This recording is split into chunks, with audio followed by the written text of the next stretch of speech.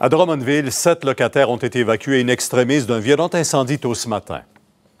Ils criaient, puis le feu, la boucane noire, puis on est sorti de là toute la gang. Bon, heureusement, Jasmin, première bonne nouvelle, il n'y a pas eu de blessés, mais tout le monde a tout perdu.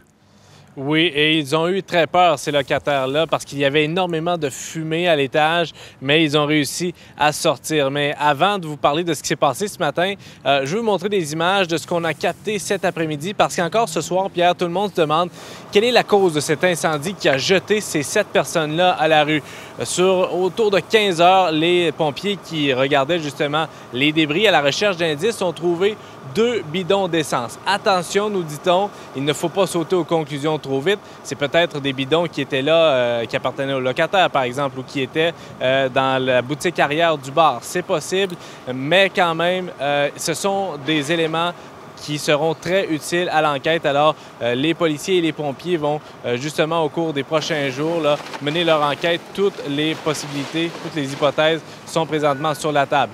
Et je vous ramène à ce matin des images qui ont été captées par quelqu'un qui nous a envoyé ces images via la ligne Scoop. Il y avait beaucoup de flammes, beaucoup de fumée, 7 personnes à l'étage qui dormaient et qui ont été réveillées vraiment brusquement. Ce sont les policiers de la Sûreté du Québec qui patrouillaient dans le secteur, qui ont vu les flammes et qui ont tout de suite débuté l'évacuation. Je vous laisse entendre une de ces locataires-là qui a été évacuée par les policiers, mais qui a décidé de retourner à l'intérieur pour justement aller alerter les autres qui étaient toujours sur place.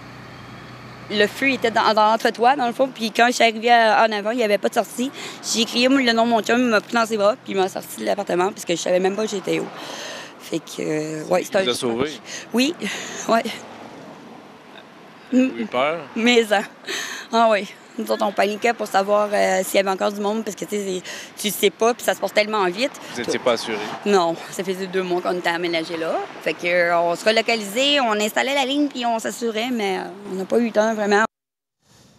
Alors oui, ils ont tout perdu, ces locataires-là, mais ils se consolent en se disant que tout le monde est en santé. Et en terminant, je précise que la Croix-Rouge les a pris en charge. Au moins pour les 3 prochains jours, là, ils seront logés à l'hôtel et après, ils vont devoir trouver un plan B rapidement, malheureusement. Merci. Au revoir.